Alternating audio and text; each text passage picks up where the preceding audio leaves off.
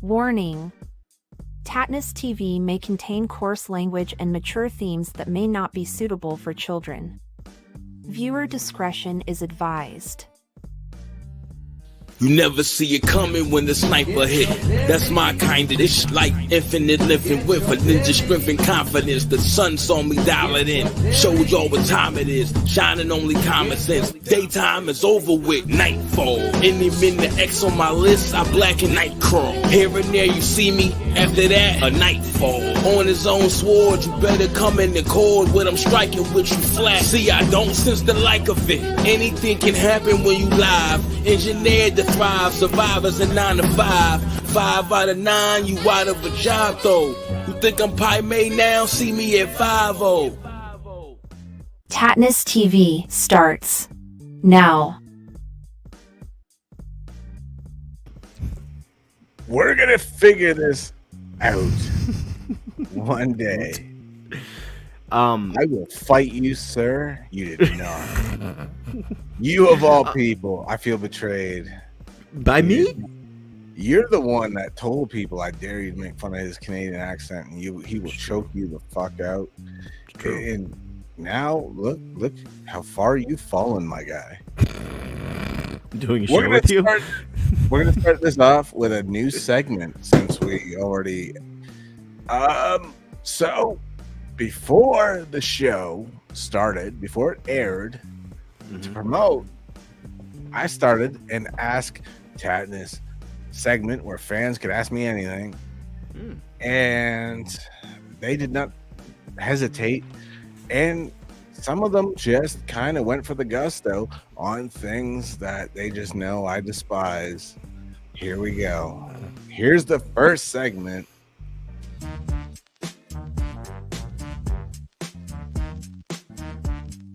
Tattness TV Live. This is Ask Tattness, where I answer fan questions.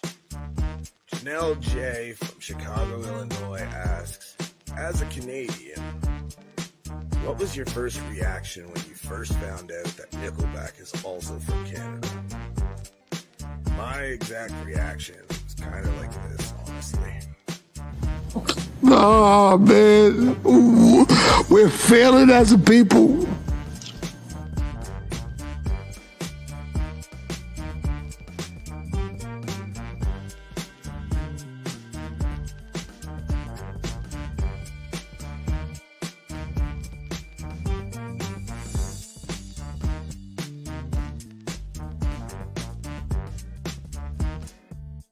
I stand by that. I like Nickelback. Silver Side Up's a great album, dude. It's hard to argue. It's a good album. I mean, have you ever been fired publicly on a live show before? No. I'm just kidding. Kidding. You don't like so what don't you like about Nickelback exactly? Is it because they're like an embarrassment to the Canadians as a whole, or is it because you yourself, Keith Tattness McCleary, have like a serious issue with them? It's kind of a public feud with one dude. And Chad Kroeger? You already knew. You just know. Like, it's an assumption at this point. The dude is a dickhead. He has been an absolute piece of human shite to two friends of mine in the industry. That's different. Okay. In the industry, and he has a reputation of just being the biggest frat boy douche. He rubs me the wrong way. Usually I'm just happy to be rubbed, bro. So if you can rub me the wrong way, you know what I'm saying? Like, that's a problem. That's a problem. All I can say, I don't know Chad Kroeger personally. I really don't. Like, I know a lot of people like Chat Tom, you know Chad Kroeger. I don't. But I will say this, before you judge him, I say, look at this photograph. It's a stick figure, and he has a penis right there. I don't know if you can see that. I drew that. I was about to fight you. Sir. But was it worth it? You redeemed yourself with the pecker. Thank you. It was really worth it to do that 5-second joke that was way too long for its own good. But I had a penis, so it made me laugh. Yeah. I mean, Yeah. Out of a stick dude, that was a 3-dimensional or 2-dimensional triumphant bastard. So I mean, good on him. I know, right? I'm kind of jealous of the stick figure. That makes me a little sad, right? Like I was sitting there looking at him, like I almost fought him. I was bringing him to the thing. I was like, "No, you get back here! What are you doing?" Just be like, I felt better like than me. Yeah, I kind of felt like it was a stick figure on gas station boner pills, but still pretty good nonetheless. Who buys those? Who walks into a gas station is like, I'll get a Slim Jim, a pack of players, and can I please get some of those boner pills you have behind over there? The ones with the hornet, not the donkey. I don't want to fuck animals, thank you. I just want to be rock hard. Keith? What's going on, brother? Like, dude's got the same name as me. I was just about to say that. It's weird. Right? Is that allowed? He's a really good dude. Is he? Yeah, absolutely. And of course, the resident stalker. Michelle Red Dawn is back. I give one her of a my nickname. absolute. Hey, look at you go! Holy shit! I missed that part of the show. Obviously, you know who I am by now. Damn it, you better. But with me as my co-host, Tom. More than once, and you're playing with it, Bruno. That's More a than nomenclature. Maybe. It's not about how many times you play with it. It's about how well you play with it is really what it boils down to it. And I gotta say, sir, out of 36 years, I'm still an amateur. I don't know what I'm doing. Is the dick above the ball? Is the ball above the dick? I don't know where it is. Keith, this is Health 101, right? Tell me where my dick is, please.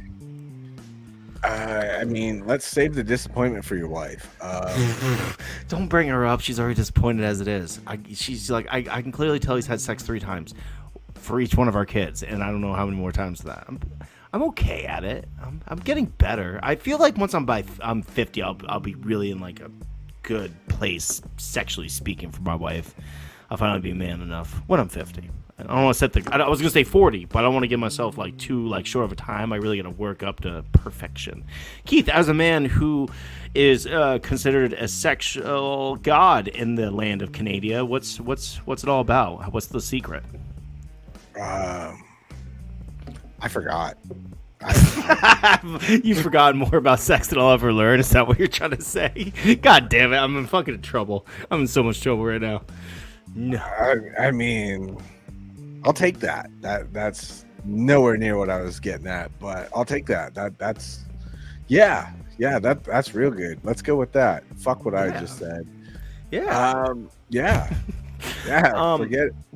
We were talking about coconuts earlier, and I was talking about coconuts. Keith was desperately listen. Thanks, honey. Love you too. See, at least I got like upvotes or something. If this was Reddit, I'd have so much fucking karma. So I had to air that one twice. Sorry, bro. I wasn't paying attention the second time. I was already hurt enough. I was looking away, being like, what have I done in my life? Not enough, clearly. I'm worried about the show getting canceled. Tom's going to cancel himself. Then I'm going to feel real bad. You should, because if I wasn't up here upping you instead of degrading myself, I'd probably be somewhere right now. But that's okay, though, because I chose this. I chose it, and I chose the joke, and I stand by the joke. We were talking about coconuts earlier, and I mentioned about trying to buy my first coconut. I don't want to it's not going to be funny the second time, but essentially I made a bad mistake, bought a coconut as a kid, tried enjoying all the aspects of coconut, did not like it. Keith, is there ever been a time in life you bought something, fruit or vegetable wise, that you were just so interested in, you get it home, and you're like, this is fucking disgusting, why did I waste this money on this? Oh, God. Yeah, dude. Like I've done it like a few times. Plantains. I always thought plantains would be great. Like little bananas Right. suck. Like they're gross as fuck. I'm not picky when it comes to vegetables and things of that nature. Parsnips, absolute garbage. Ooh, excellent! Toxic Wow, carrot. what a radical. You dangerous. I like parsnips. I like making Caucasian And again, Caucasians ruin everything. They do. Colonizing carrots is Right. just not a way to go. I don't think. But horrible to be move. fair, your people are like the original colonizers, not Canadians. Like, you guys are good. Actually, like, Canadians are badass because they're like one of the first big slave trades. Fucked up, dude. No bueno. We'll do it ourselves. I have Scandinavian in me, and Ooh, I'm so sorry. Yeah, raping and pillaging is in your blood. I mean, I wasn't there. I mean, I'll wait until I have the picture to prove. I'll be like, this is Keith in a 16th century painting, oil painting. See, I said passion fruit, but dragon fruits. And see, Yeah, I have vindication. When you said the passion fruit thing, I was like, I bought a dragon fruit, and it was not as cool as it looked. It's got a lot of seeds. Didn't have a lot of flavor to it.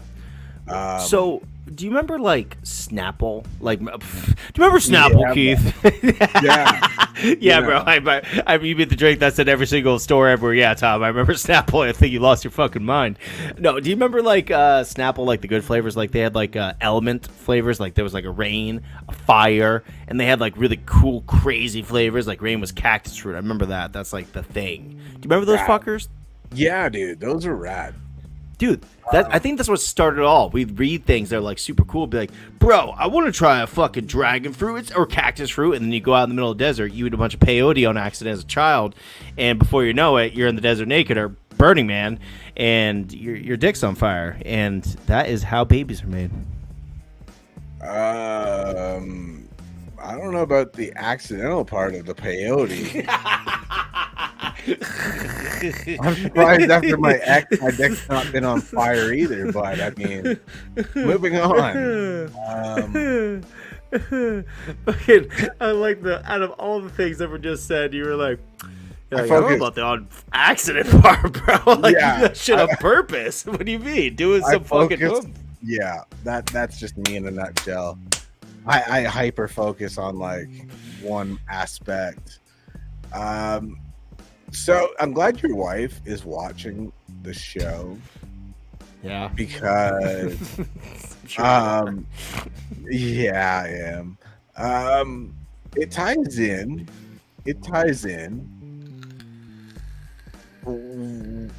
What I'm about to say. And so, okay.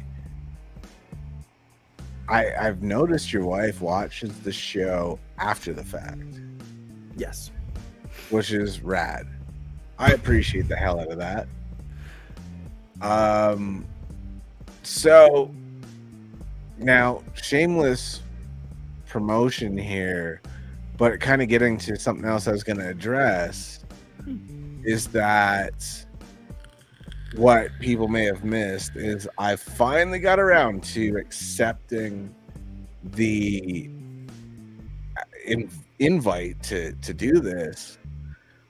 I am now on Cameo, as we discussed on that last show. But you know, your wife obviously watches the show because remember when you had to go and I had said, my bad, give your wife my apologies for keeping you so late. She commented on my shit on social media saying, no apologies needed. You can keep him as long as you want. It's just he's so fucking loud. We're trying to sleep. And he didn't get up like he was supposed to. Fucking guy. So my whole thing when I saw that was I was like, bro, this is why I said I will negotiate your ransom if your kidnappers want a custom video because of shit being said like you can keep them as long as you want. I gotta step my shit up and be persuasive and be like, hold up. So maybe it's not your kidnappers I have to negotiate with. Send a video to your wife and be like, hey, here's like at least half a reason why you want him back. here's like the kind of sort of almost kind of excuses I could find that you might initially want him to return. Right. Like safely. Like I might just be making shit up at this point, but hear me out. Maybe I could convince her. So, I mean, it could work. Yeah, It could be a thing. I mean, I'm on I think Cameo now. there's all sorts of reasons to buy Keith's cameo. I'm not gonna lie. Like the nice thing about it is like you're a very easygoing guy. You really are. Like you were pretty open to mostly everything. Don't get me wrong. Like please don't ask Keith to do something ridiculous that would make him feel bad. Like he definitely has like morals and stuff. So don't make him do anything horrendous. Not many. But not many. You got some dark side to you, which is good. Edgy is good. But I'll roast maybe you not like a motherfucker. Oh yeah, there's lots of trust me. I know what it's like to be roasted by you. So if you have something you want accomplished, but you don't want to do it yourself, just throw Keith a few shekels, man. He'll do it for you verbally. He will definitely do it for you. If you got like a mother-in-law that you're like, I really want to tell her off, but I can't do it. I'm gonna hire Keith to do it. He'll do it. You know, if you had some kindergartners you want to make cry because they're just not pulling their weight and they're taking your juice boxes, Keith will do it too. I mean, he might not say all the big bad words he would to me, but he'll definitely make them second guess their life choices at the age of 4. So what's your cameo going for? How much are the levels of cameo? What are we going? So for just a random, like, say it's your birthday or whatever, or your friend's birthday, whatever, $40. I think is. I like to keep it low. That is Cameo wants higher. I'm like, no.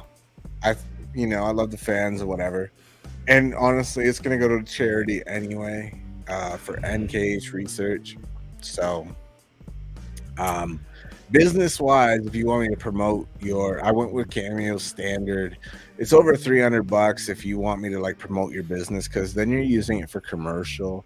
You're using me to endorse your business that chances are, if I knew what it was, I'd be like, probably not. If you're some random dude that like spray painted free candy on the side of his van and called himself a fucking business, I probably wouldn't endorse that. But if you paid good money, and I don't know what the hell I'm endorsing, I'll spray paint it myself. I got you. Like, but it's going to charity, so like you're supposed to lead help with this some of those kids you abduct. I mean, it might go towards their ransom. It all works out. Horrible. No, I think this is why nobody's gonna precedence. Well, it's for a good cause. I honestly, most people, to be fair, do cameo because I want a few extra shekels on the side. You're doing your cameo not really for a financial gain, but more to like help others who are in need. So like, even if with no other reason than to like not be such a big piece of shit and actually donate to something, you sons of bitches, that's the best way to do it. That's a sexy fucking face. Who's he talking to? Which think one? Tom's got a fan, because I've known this dude forever and he's never complimented me like that before. So at least it must be no check in the mail. I mean, $40 buys you a lot. I'm just saying. I want you to know. Tom. Oh, that's not too hard. I've been drinking LaCroix, so I'm already pretty loose and ready to go. I'm just saying. And fruity. Oh, you were talking shit about American beer earlier. Your standard's 5. We have a very low standard for beer. We don't have our alcohol content's not that great, but I'm a fucking G. I drink Voodoo Ranger, which I'm sure sounds really like bro-ish, but at this point, I fucking love Voodoo Ranger. That's like a 9.5, baby. He left it blank. Yeah, speechless. Look at he's smitten. He just loves you so goddamn much. Smitten like a kitten. Have you ever drank Voodoo Ranger? What's your go-to beer? What's your alcohol level? Like when you're like, I am starting my night and I intend to finish it fucked up. What's your starting alcohol level? What are we talking here? Brother, I literally had somebody recently ask me, like, do you like vodka? Ooh. And I was like, I'm part Irish. I like anything I can get the cap off of. Oh, look, the wife is the real MVP today. Look at this. Said stars. So maybe, are we old? Is that what it is? We don't know what he's sending. We're not hip with the technology. We just can't tell us it. No, it's not for our age demographic. just movie They Live. We have to have special sunglasses on to see shit that's intended for us, like not intended for us because we're too old. That's why, like, when we hear the words like Riz and Skibbity Toilet, it's all like wah wah wah wah. We're like, fucking Charlie Brown had teacher a here. throat just listening to that right now. Yeah, well, that's because like you're not hip with the lingo like I am, Keith. I'm really hip and cool, so I know words. I'm just saying. It's like Ohio is bad. Did you know that? Ohio is bad. I learned that from a 13-year-old girl that doesn't pay any rent. Johnny Fox is old as you are old. Johnny Fox, that is a nickname for Keith, just for those who might not be in the know. How did you receive that nickname again? You said it like the first episode, but we had some technical difficulties. I didn't. I'm not the Johnny Fox, but oh, is he the Johnny Fox? Apparently, I'm going to take ownership. No, the Johnny Fox is something the Newfies believe in. Yes, they were always they were always told if you don't behave while you sleep, the Johnny Fox is going to come and take your ass away. And so while homeboy was sleeping on my couch, I opened my sliding door to my deck, and I put this stuffed dead fox that was on like a stand that I put it in the doorway, and I was like, "Holy shit, it's a Johnny Fox!" And I woke him up and pointed at it, and he looked at it. You son of a bitch! How dare you? That works though. It does. How dare you? I kind of dig that in a big bad way because that takes dedication. Like you really got to believe in a bit if you're gonna go full out and pull down a taxidermied fox, so you can go like just for a quick callbacks, dude. That's like the essence of comedy. I would have appreciated if I woke up to Johnny Fox and you were like Johnny Fox, bro. I'd be like, bro. He fell off my couch and it made it all worth it. Even better. That was my dope. God. Those type of things are fun. Like the scares, like as a kid, like that's your bread and butter, right? Like I remember. Do you remember Idle Hands? That amazing Devin Sawa flick. Absolutely, bro. My little sister, who I love with all my heart, by the way, she's a good kid. She hated horror movies. She still hates horror movies. She's not a fan. I'm a fan. So I'd like put on something and she'd like watch it with us, even though she didn't want to. She just did it. So we watched Idle Hands, and we were downstairs in our basement because we had like a subterranean basement and shit. And I pushed the futon just far enough away from the thing, and her and my sister, unbeknownst to me, went upstairs. Well, I know they went upstairs. I didn't know for what. They go upstairs, and I'm like, oh, they're coming back down. I can't wait to fucking do this. So I got behind it, and I had my hand just ready to fucking even though his hand never made a noise. I figured that, like, if I yelled a little bit, it would emphasize the scary factor. And so I did it, and all of a sudden I hear my two sisters clumping down the stairs, and once they get to the basement door and they open it, I throw my hand up, and all of a sudden I hear, fucking, all of a sudden I hear shatter, and what the fuck? And I'm like, what just happened? I stick my head up, and I didn't know that my sisters were carrying down scalding hot chocolate fresh from the tea kettle. At that point in time, is this that old man thing that's happened again? We can't see it. Someone give me. Yep. God damn it. Here we go. And my sister got second-degree burns from the hot cocoa scare. Nicely done, sir. Thank you. There's a couple more, but like we'll get back to people that are actually talking, like the people that are watching the show. So what happened there? You were showing me something. The homie. Oh my God. Yeah. So Maurice and I go way back, dude. So the Johnny Fox thing, yeah, he fell off the couch. It was pretty fucking great. We got so much history, that dude and I, that like we're friends since we were children. And former guest. Yeah. You gotta laugh at other people's misfortune sometimes. You just do.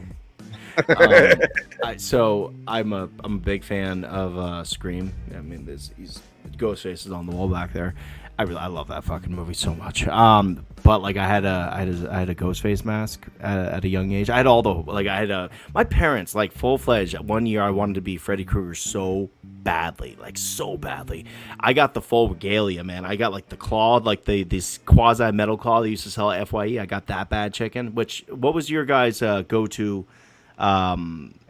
music store? Like ours was like FYE, 4-year entertainment. Was that a Canadian thing as well? Was it Coconuts? What was your guys' go-to? We had HMV. Okay. We also, in Toronto, we had Sam the Record Man, which was a big one. That it was historic when it closed because it was such a big deal. And they sold like CDs, vinyl, yeah, movies, thing. memorabilia. Yeah. Okay, yeah. HMV was the big one that stayed. We have Sunrise Records, which is still around in small quantities. And that little history for the fans is actually where I bought my first CD with my own money. And I remember it was $10. I got a sale where I bought the very first CD after I got my CD player as a kid. Very first CD I ever bought with my own money was Nirvana's Nevermind. That was a gem that I bought with my own money. So I was pretty stoked about that. What was your first cassette? Do you remember that? Oh my God, dude. I remember. Well, no, please, because mine's not that good. Mine's actually okay. But what's your first cassette? There's nothing wrong with your first music choices, dude. I used to listen to Backstreet Boys, Britney Spears, you name it, Spice Girls. I was a big Spice Girls fan for a hot second. Music's good, man. Music's always good. What was your first cassette? I was like 8 years old. Yeah, see, he vouches HMV and Sunrise Records. Columbia House. Where you get that shit for like a penny after you bought so many. Yeah, dude. Oh my God, that was so fucked up. That's how I got all the Adam Sandler comedy albums. Stan and Judy's Kid, They're All Gonna Laugh at You. What's your name? I think that was one of the other ones. Yeah, but that's how I got those, and I got Aerosmith's. What was the one with the cow udders on it? I Get a can't Grip. remember. Yeah, that was. Get a Grip. Yeah, fucking. That was a A. dope record. Dude, that was a great fucking record. Right. So to answer your question, and I'm gonna get ridiculed like no one's business here. Not for me. Oh, your wife. Oh. Boom. She did. I know this. And I had to hear about it. It's so fucked up. It happened to all my friends. It happened to my wife. It happened to my best friend. I got his entire Marilyn Manson collection in ICP because his mom took one look at Anti-Crazy Superstar. She's like, nope. And she Tom, take these. And I was like, thank you very much. Before I answer your question. Yes. Now that you mentioned ICP. Tattness Entertainment Hall of Famers, my friends, the band A Killer's Confession, have just announced that they are playing the Gathering this year. So they will be on tour with ICP and a bunch of other Vended, Corey Taylor, my dude's son's band. Yeah. Bunch of other names, man. A lot of big names playing the Gathering this year. And yeah, dude. So shout out to them. Yes. Congrats to them for doing all that.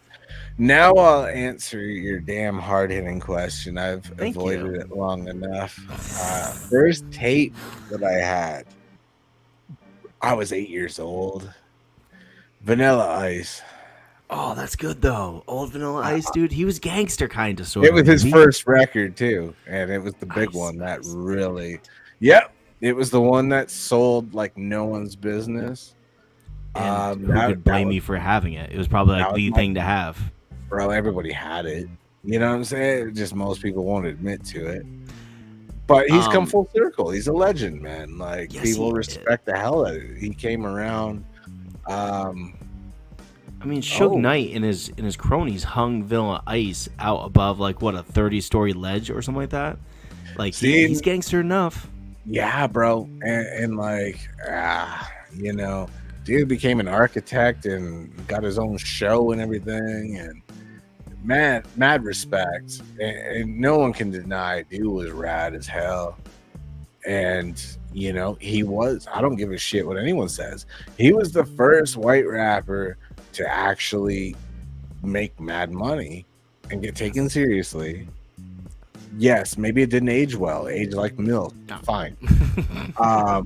Your wife is just, putting it out there. Great. She's just laying down the skills. But you know what? It's true. Dude made mad money. He did. Then my man Mars came along. But before that, Everlast. Let's not slip on. Forward. Everlast. Eric's dope. Eric was probably one of the best feuds that Marsh ever had. It was intense to Dude say the least. held his own, and it was all a misunderstanding. And for Eric, it was a sport. It was not that deep. You know what I'm saying? He just enjoyed the competition. He enjoyed that he's up against somebody that's actually rad, that like can go. You enjoyed the Vanilla Ice movie? Oh, I remember that movie. I know you're not talking about, right? Yep. And I know you're not talking about Ninja Turtles 2, my guy. Go Ninja, go Ninja, go Ninja, go. Cool as ice. I know what you're talking about. It was corny as shit, but in the best way, because we can look back at it and be like, you know what? Fuck you. We were kids. We dug it. Oh yeah. Well, how else do you watch things like Three Ninjas, you know, kick back and shit, and like validate like the fact that you spent time watching it? Because it was dope. There was a movie that I watched really quickly, just because my first cassette was my mom got me the Days Confused soundtrack. I have no idea what she was trying to say. She's like, she predicted the future. She's like, he's gonna be high. And my first CD, no joke, was Coolio's Gangster's Paradise. I remember that's not bad. Dude, not bad, bro. Right? There's like, a considerable age difference between you and me. Let's be real. Oh yeah, the fact that you're hooking up with cheerleaders behind the bleachers by the time I was like sucking my mom's tit. Yeah. There's a little bit of an age difference between us. You big strong man, you. I was kind of gonna go with more like my first part-time job was as a waiter at the Last Supper. So weird. But I appreciate you. You know, fucking. I one time tightened Moses' sandals for him. That was rad. Oh, damn! You were his fucking podiatrist? You're like, listen, Moses. This I understand you parting the Red Seas was good for your calluses and all, but this 40 years through the desert thing, your feet are fucked. You need some Dr. Scholl's. Like, I might have inadvertently created orthotics and not realized it, and never got the credit for it because I like by the time the person that takes credit for it existed. I had already fucking had that sewn up, and man, yeah.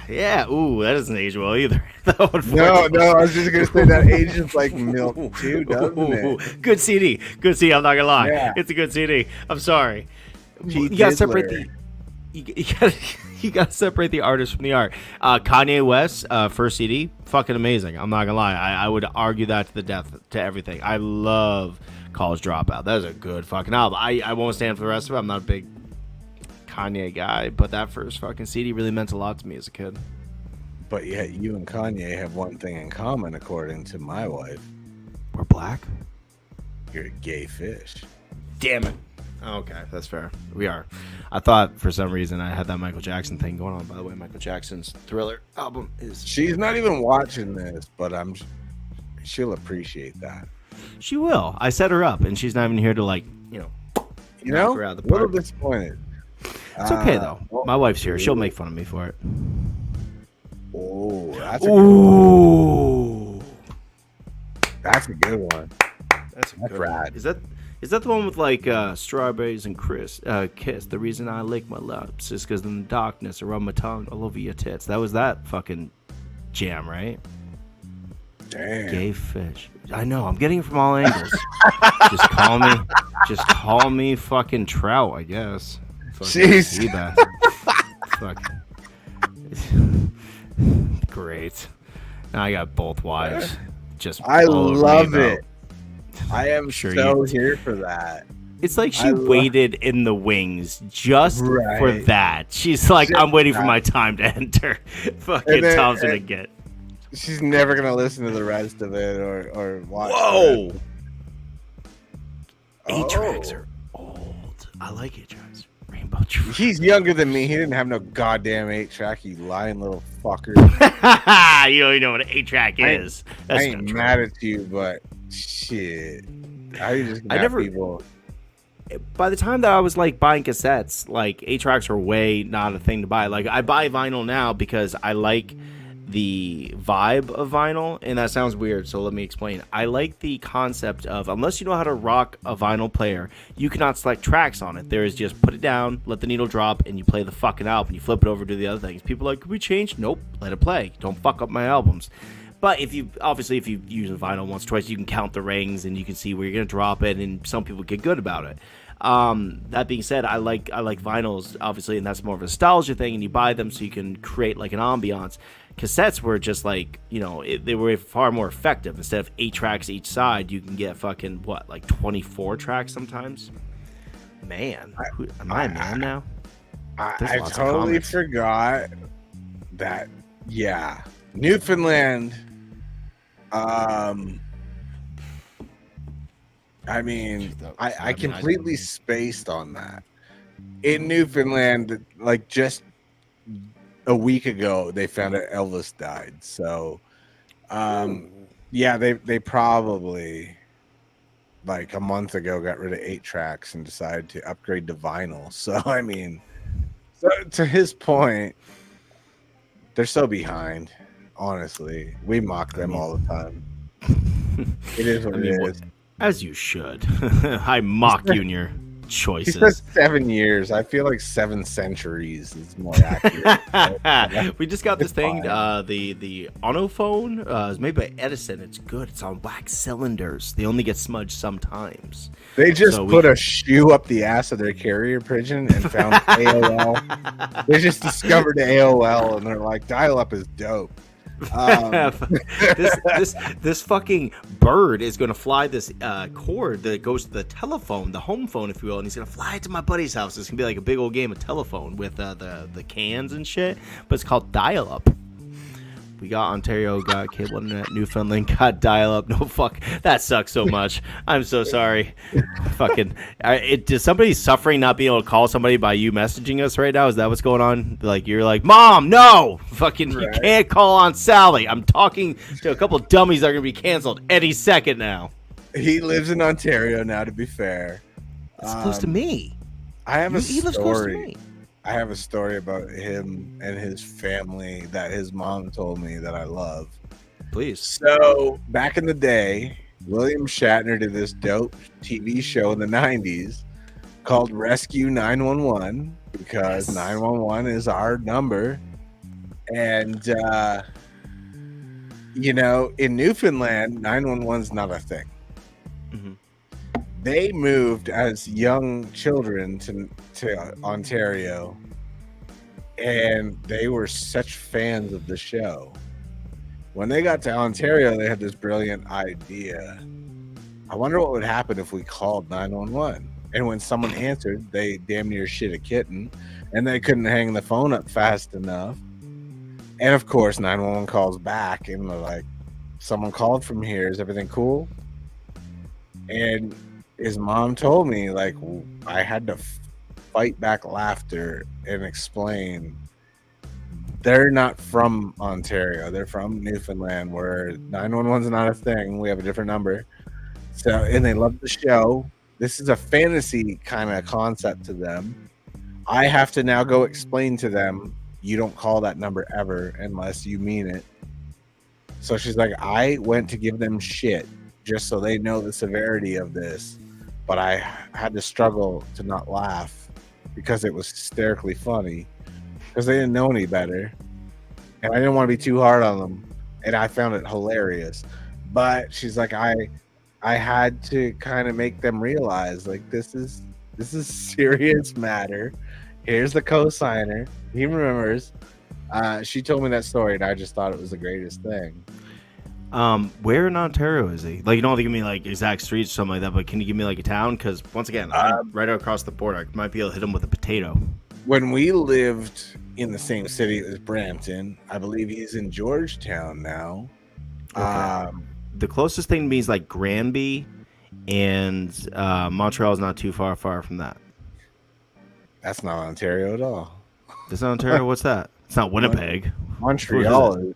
Montreal's Quebec. It's its own. Is it Quebec? Oh, okay. So Ontario is like where Toronto is and all that stuff? Yes. Okay. I'm learning Canadian stuff right now. So our provinces are like your state. Yeah. Sure. Yeah. Quebec is there's thing. Borders. And Where Quebec do polar bears live? Quebec wants nothing to do with us. Oh, that's right. You guys are totally separate. I forgot about that. Like, it's some sort of weird thing, right? Look at your wife just kind of educating you right now. She's I got love Google at her hands. It's rude to play with phones. I'm talking to Keith, and it's far more entertaining. Shut up. Don't get me started. What? Okay. Do you remember? So, yes. Yeah. So he's 45 minutes from Toronto. Oh, okay. You Tell Drake I said what's up. Do you remember the time when? Oh, here we go. And my missus is now speaking up. Okay, so I met some people from Australia a few years back and was actually asked, what's the number for 911? That's awesome. I mean, what is the number for 911? What's it even mean? Oh, What's your number? What do you call for case of emergencies? 911. Is it 911? So, like, is it all over? I don't call anybody. I am in case of I am I am Shatner. Bro, if you ask my personal assistant, she was always like, bro, your door is not only unlocked all the time, but it's half open. And I'm like, your bank card sticking through. And What I are was you like, doing? I wish a motherfucker would. And she's like,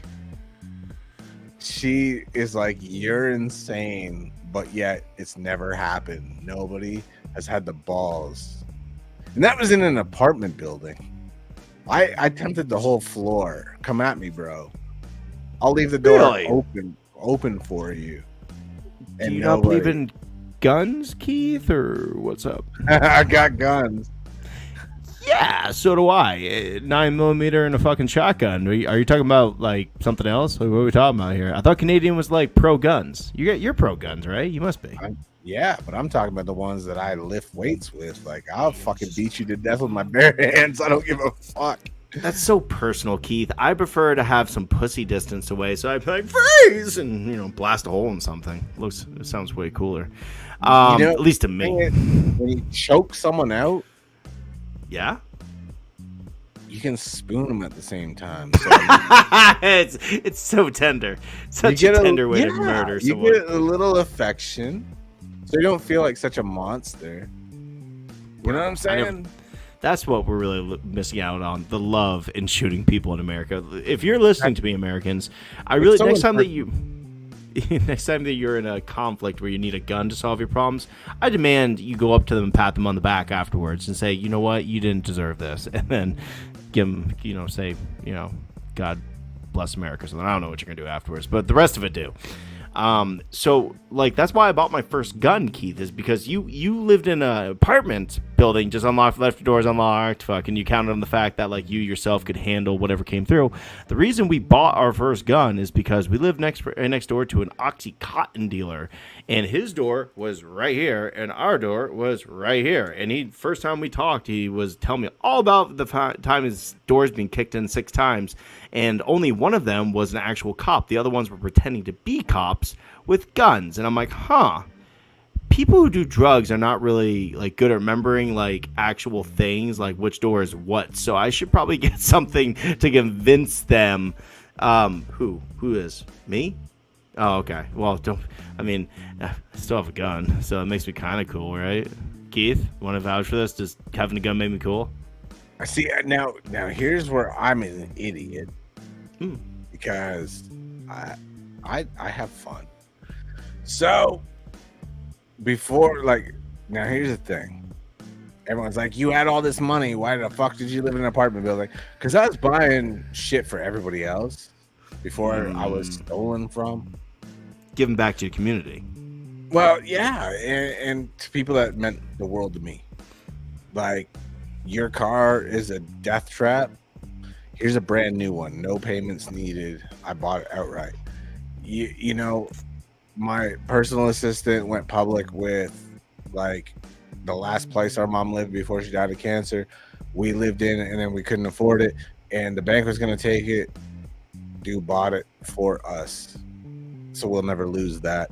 I'm like, I wish you didn't tell people that, but here we are. Now people know that shit. They were renting it out. The way you kept your money safe is by basically giving it to everybody? That's just what I do. I'm not a materialistic cat. I look out for people because I used to have nothing. I left home at 15 and lived on the streets and shit. I had nothing. So like none of that shit I give back. You know what I'm saying? Like that's the most important thing to me. I gave my assistant a job because she was miserable where she was at, and she was really good at keeping like my personal appearances and shit scheduled when my son was almost dying, like on his way out. I couldn't keep those, that celebrity bullshit at the forefront of my mind when I'm about to have to say goodbye to my kid, but yet I gotta keep doing what I'm doing because it's helping other people and whatever. So like she was so good at just putting that out there that like I've got your appearances like scheduled. I'll make sure you get there on time. I'm like, I need to pay you for this and you need to come on the road with me so that I'm not missing like radio appearances and all this other crap. And it is what it is, right? Like, so the least I could do in spite of paying you is like buy that house for you and shit. So like before all that, we lived in an apartment building because that's all I needed. I kept to myself. And like they ended up being my neighbors. So really? Whenever her sister hung back and hung out for long hours, and everyone knows we dated and whatever. So like when she had to go home, she was like, oh shit, I left my door unlocked and I don't know if some psycho's in there or whatever. So I'm like, let's go. I got this. So because I'm an idiot, I would roll around with a duck hunt gun and like point it at every room and make sure it's all clear and make her laugh. And then I would tuck her ass into bed, be like, you're good. If you need anything, you got my number kind of deal. And she would just love that shit because, and we have fun. We always have fun. We had, while her sister was working, I was dating her sister. Everyone knows that. Her sister worked at the bar beside our place. So she would come over and we'd have horrible movie dates where we'd find a movie that sucked on purpose and we'd just sit and roast it the whole time and eat food. And she would laugh her ass off because I like, this movie gives me diarrhea. And she would just bust out laughing. And we'd just find the worst movies possible and just roast it and give commentary. We weren't really paying much mind to in the movie. So we had fun with shit like that. And I remember one time being so baked that she was like, we should go see my sister at work. And I was like, I am way too baked to be driving. And she was baked. So she was like, we could take the bus. And I'm like, I'm afraid I'm too baked to drive that too, madam. And she was like, not what I meant. And then she was like, wait a minute. We're both like absolutely fucking stoned out of our tree. It's literally like 2 minutes to walk next door. Why do we need any transportation? I'm like, oh yeah. Oops. So we walked over there high as a kite, and I spent an embarrassing amount of money on food. Yes. And yes. Hey, that's fair. Bam. It's true. It's true. We're men. We have opinions. Me and Shona did that one time. We were really young, and like we were smoking. We smoked a lot of weed that night, and so we went to a grocery store and we saw like lobsters. Like we're big seafood fans. We saw lobsters, Maine lobsters, fucking, and it said $9.99 per lobster. That's what we saw because we're high, and we're like, bro, like if we get like two of the biggest fucking lobsters because they're $9 a piece, we are kings. Fuck. So we get them. And the guy gives the ticket, and he's like, okay, so that's $94, and that's $86, some nonsense. I'm like, we don't have enough money for one lobster. So we're like, hey, man, I'm really, really, really sorry. We're stoned, and if you couldn't tell already, and we can only afford to buy one lobster. We'll buy the bigger one because, like, hey, $100 lobster, fucking fuck us. And we did. So we brought it home, and it was like as big as a fucking platter and all that shit. That's when we learned that it's sold by pound, as so you accurately said, Heath, or kilogram, if you will, depending on where you live in the world.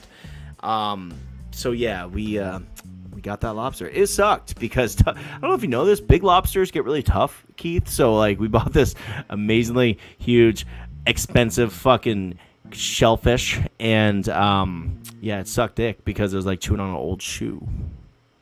That's kind of what I wanted to touch on, by the way. I wanted to mock your knowledge a little bit of geography. That's okay. I'm from Australia, right?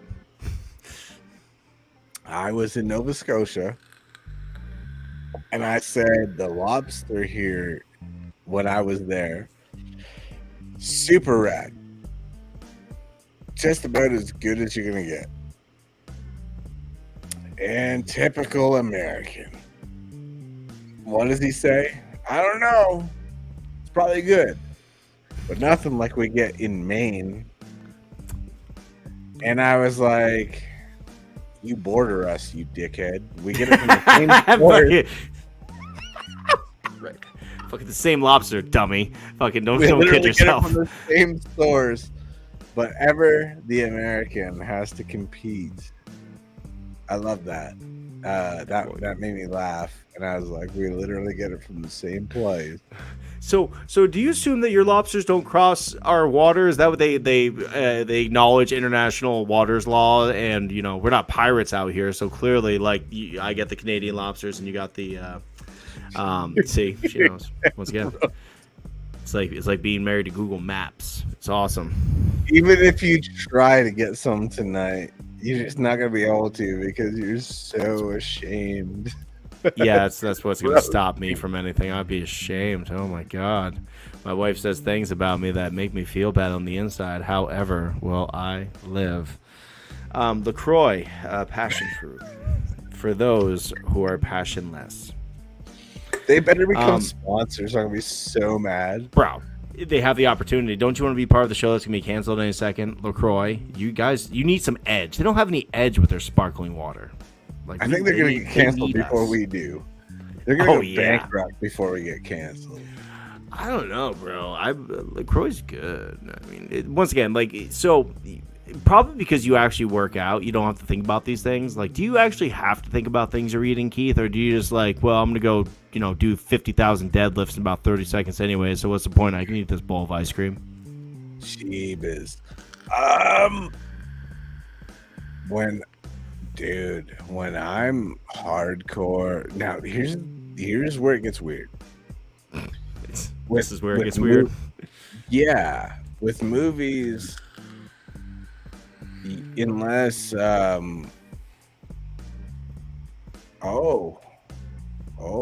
before I answer you, I mean, let's go for probably that. I mean, by all means, give me a break. A night off is what you're saying. Yeah, and I look forward to this every week, but oh Jesus. Yeah, sure. Have fun, ladies. Yeah, you go ahead.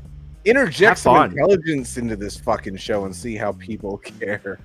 They come back and they're like, so we got Maybelline and we got like Fruitness, whatever the hell that shampoo stuff is, Kangaroo, Aussie, LaCroix. They all want to sponsor us now. They just said you can't come back on the show, boys. I'd let it go. I'd relinquish at that point. Like, whatever, fuck it. How much money are they paying? Is it a lot? Right. Hopefully. Like, let me make a guest appearance once in a while. They're like, no. It specifically says the contract. Either you can show your faces on here again.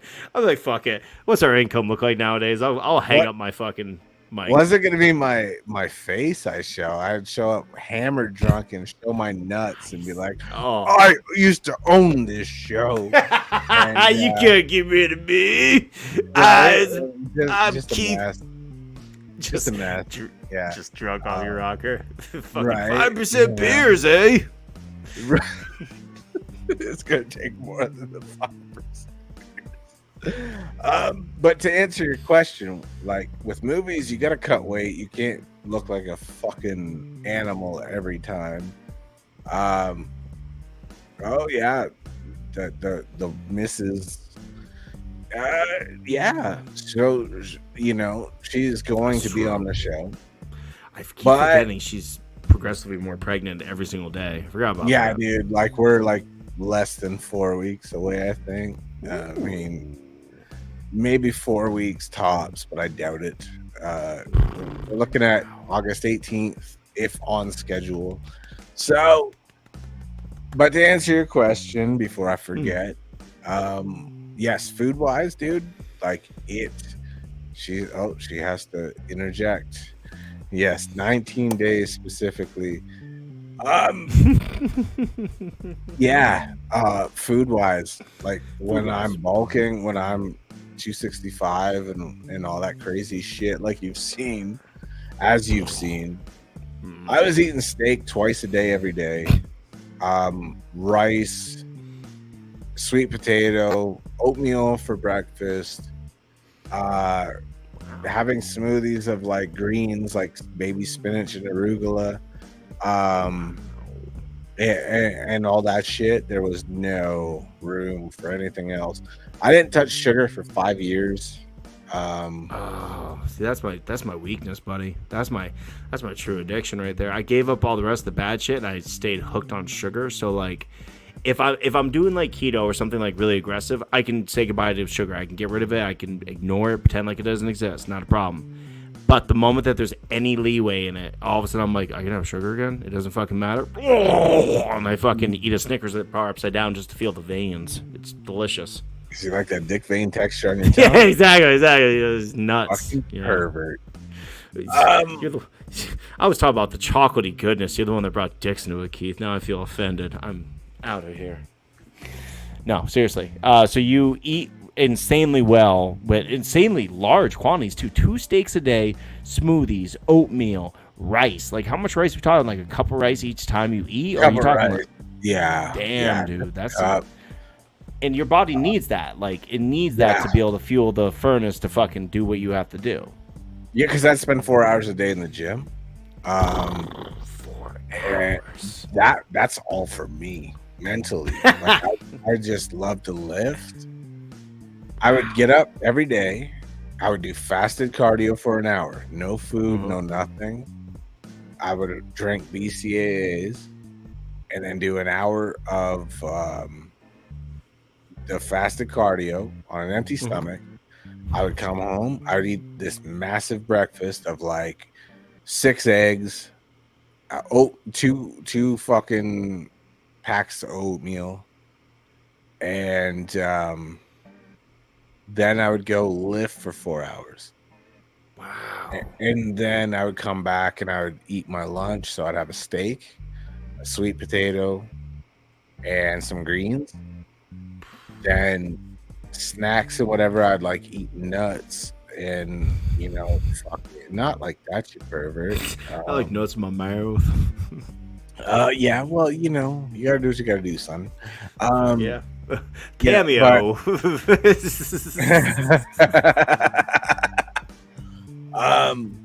But yeah, man, like then dinner, another steak, some rice. Somewhere in between there, either salmon or chicken. Elk. Now, sometimes I would change it up to elk. Now, your old lady, she would have to stay in like fighting fitness as well. Was she on like a similar regiment? Like, did you guys do it together? Were you guys just sitting there fucking like mowing steaks and all that shit? Or was that like what you would eat and she would do something different? Back at that point, yes. So my personal assistant sisters, who I was dating at the time, she was okay. I was she was a female kickboxer. Okay. See, I'm sorry. Yeah, nowhere near the quantities that I would eat. Gotcha. Because obviously 6'5", 265, you need a hell of a lot more than somebody an eighth of that size. That fucking it just. But here's the thing: like I always had to train my brain, and I never fucking mastered this. So when I'm on bulking phase and I have to eat all that shit, eating was a chore, and I love food. Huh. When I'm cutting, when I'm cutting and I can't eat all that shit, and I'm using like hot sauce as a flavor tool without the calories and whatever, I'll go to bed starving because I want to fucking eat and eat and eat because it's off the table. That's it. That's the only reason, because I can't. Yes. When I fucking have to, I'm like, I don't want to now because I have to. Fuck that. It's funny because like it also goes away kind of quickly too. Like, and I don't get me wrong, like everyone's like looking like, how does he have a similar experience? It's because once again, like a strict diet is a strict diet, period. Yeah, absolutely. And there's a lot of crossover for it. Whereas I was not eating like that to kind of keep my body up. It was like there was obviously a lot of like things I could not have. So you would get to the nights where you're like, I'm gonna have the same thing I've had like 10 times already in this month because there is no other choices for me to have that will fit the very strict guidelines of what I'm trying to follow. I'd rather go to bed fucking hungry. Thank you very much. I don't feel like doing it again, and you just go crash. But the thing is, you kind of feel better the next morning when you did not eat anything. Your body's like trying to like, because fasting feels good too. If you can pull it off, guys, fasting feels great. Like if you can get like 24 hours without anything and just let your body kind of absorb all the bullshit that you've had, you feel great afterwards. Your inflammation starts going down and everything just because your body's like, oh, fucking finally a break. Thank you. I can burn the extra bullshit. Right. And people need to understand too, as my time as an MMA fighter. Exactly. I had the absolute best in the world nutritionists. So like true too. they would literally take blood tests to see how things are affecting you. The red meat was a plus. So all this crap about red meat and cholesterol and bullshit, the red meat that is harming you cholesterol wise is the fucking processed red meat that's doused in canola oil. We're not talking steaks, we're talking McDonald's burgers and all that other horse shit. You know, steaks, like red meat like that, the human body can thrive on, not just survive on. It has all these nutrients, all these vitamins. You have everything in it, including a bit of creatine, that like you get that boost from red meat. Elk is amazing. It's so lean. Yes. It's good. So I mean, you know, I was living off red meat. Chicken, however, everyone's like, oh, it's so lean and blah blah blah. Most chicken is fed a soy-based grain that you end up consuming so much estrogen. Yes. That it's actually counterproductive to your fat goals and all that other shit. So like, but like salmon would be a good option instead. Like if you eat salmon, fish, like salmon would be perfect for you. Good fats, omegas, like everything good for you in that fucking. It's like avocados. Like if you, do you know what I got really good at? Making avocado pudding. If you take cocoa powder and like a non-sweetener or something like agave or something like that. Put that in there, and then you take the fucking. And don't get me wrong, like guys, if you've been eating a fucking snack pack, you're never gonna think that avocado pudding is, you know, a snack pack. But if you have not had anything to treat yourself in a long time, and I mean like you're going like 3 months and you've had no sugar, no nothing, you get what I refer to as like diet Stockholm syndrome, where you'll have like something that's kind of like something. And what I'm referring to is like avocado fucking chocolate pudding. At the time, tastes phenomenal. I bet you there's people out there that can really turn it into something like much better than I can. But you know, I use some heavy cream and I've turned it into something. As I was eating, I was like, yeah, that's chocolate pudding enough. And of course, ever so often, you'd be like, guacamole. Back to fucking tricking myself that it's good. So there's lots of ways. Oh yeah, absolutely. I can send it to you. It's. I mean, honestly, it's keto type shit, but I'll send it over to you guys. Fucking you do what you do. I like avocados. Avocados are delicious. Like by themselves, like they are good salads. Fucking I like them on everything. So, avocado guy. I'm a fan. I am a fan. You're like, I don't want to talk about diets anymore, Tom. No. I'm thinking. Here's what I did when I had a sweet tooth. First of all, monk fruit is an amazing substitute. Yes. When I was not doing the sugar thing for 5 years, Mhm. when I had a sweet tooth and I wanted ice cream or what have you, we have this. I don't know if you guys have it, but in Canada we have Popeyes, which is not just a sweet chicken place.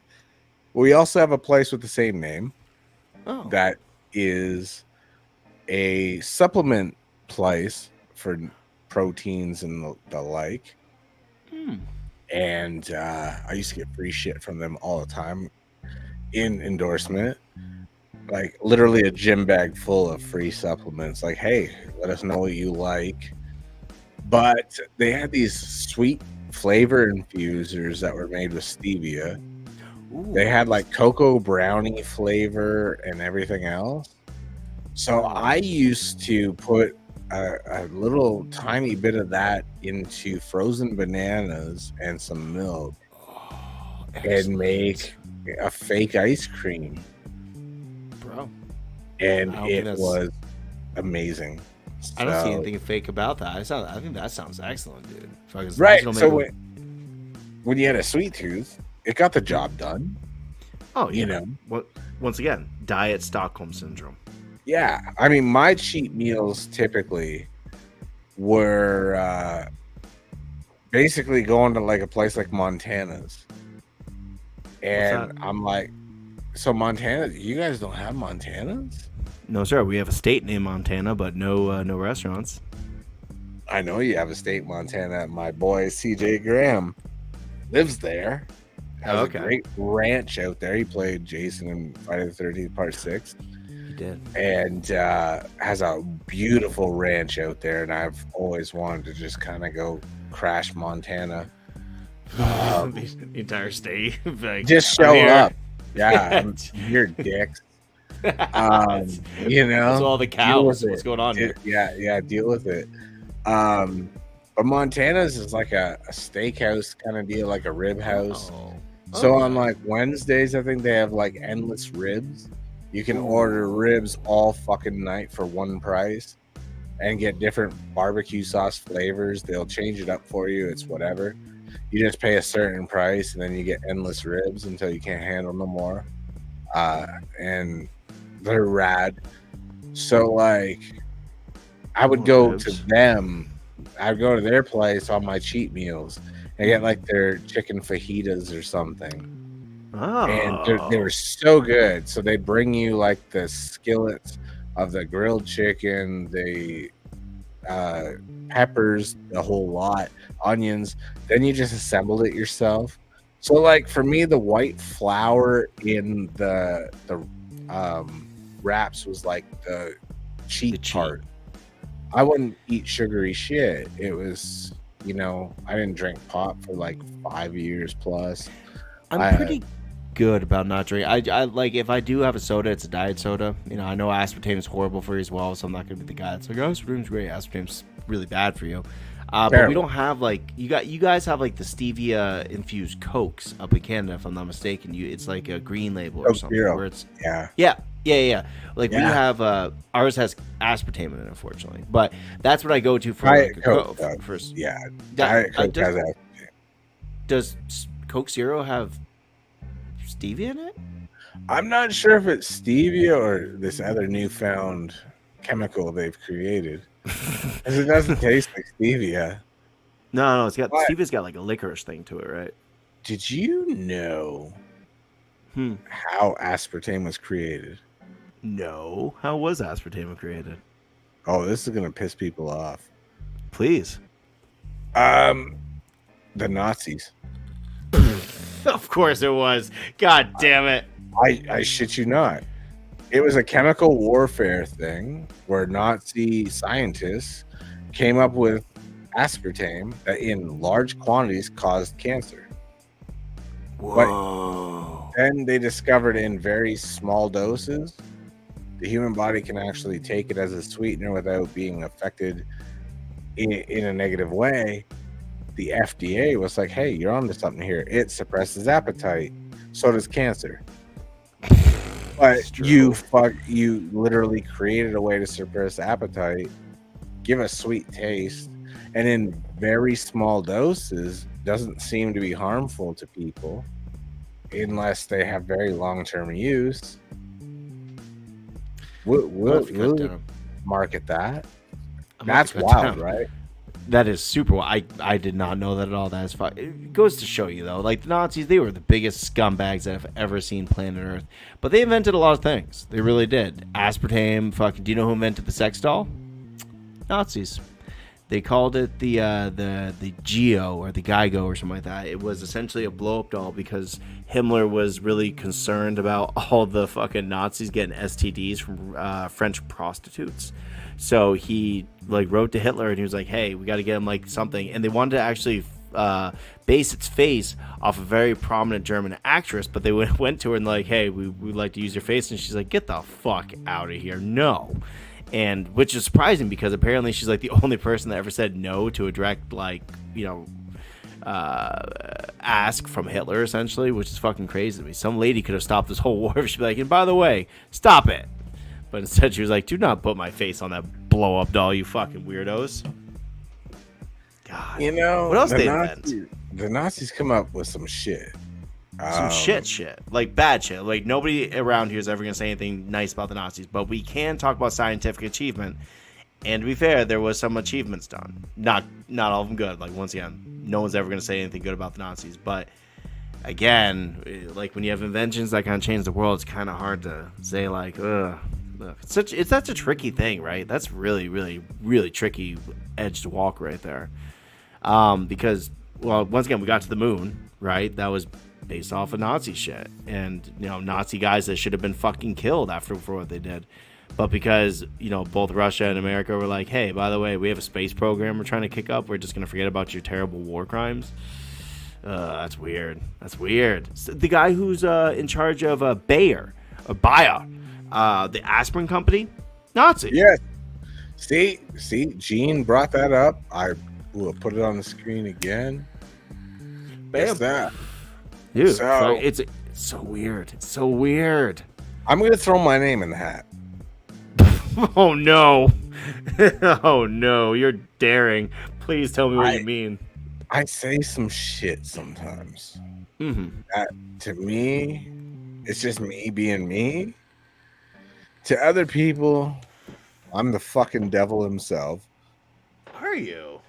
I guess they don't find it as funny as I do. Somebody was like, "Hold up, you got a kid on the way? That's your 5th child now." I said, "Yeah." They're like, "How? How does this happen?" And I said, "I'm out here spilling more seed than Michael J. Fox at a bird feeder." Oh my god. And apparently, oh my god. How dare you? A Canadian icon, sir. I have not been that shocked since the summer of '69, you fucking asshole. My god, you just said some things. And you look like Nick Fury with a patch over your eye with this entire time, which has been really dope and debonair, but I didn't want to say anything because I don't want to draw attention how sexy you are right now. God damn it. I let you down. Yeah, Michael J. Fox. He's such a nice guy. Imagine if spills more seed than Michael J. Fox at a bird feeder.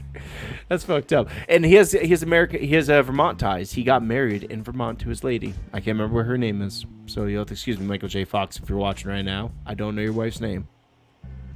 Do you know your wife's name? On the other side of that coin, no, I don't. But okay, good. The other side of that coin, Vince Vaughn. Tracy Fox. Her name's Tracy Fox. Bam. At least it's not Terry Fox. He's another famous fox in Canada. There you go. Yeah. Good on you for knowing that. I commend you for knowing that. Thank you. I'm so in trouble now. Oh, you're in so much trouble. You're in so much trouble. You thought I was disappointed. You're in so much trouble. I fucking just let camera you down. Goes flying. Fucking also you hear whack, whack, whack. A bunch of screaming and crying, and then they make love, and that is how babies are made. Oh, if only. I get beaten with a shoe. and that's foreplay, and then I'm left to my own devices. Pregnancy's a motherfucker, man. Bro, it's a real motherfucker. Your old ladies, you know, all respect to all old ladies out there that have carried a kid. That's a tough job. That's a tough. I've never done Absolutely. We got a caller that apparently I need to address, and I don't know why I bother with these things. For fuck's sakes, it's always regrettable, and I don't know why. Like, I really don't. Every time I address these matters, it's well, first, can we at least give a PSA? I think it's important.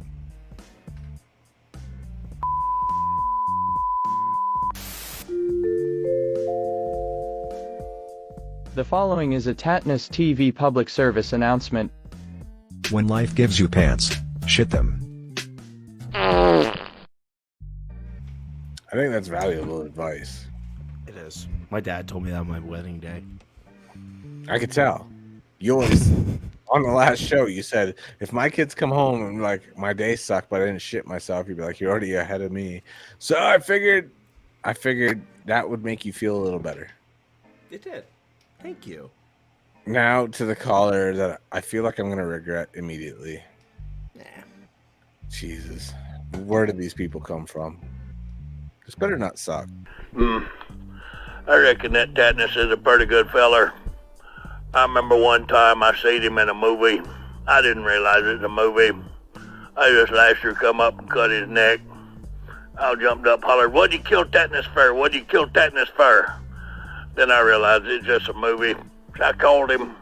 He promised I could be man in car number 7 in his next movie. I reckon I like that pretty good.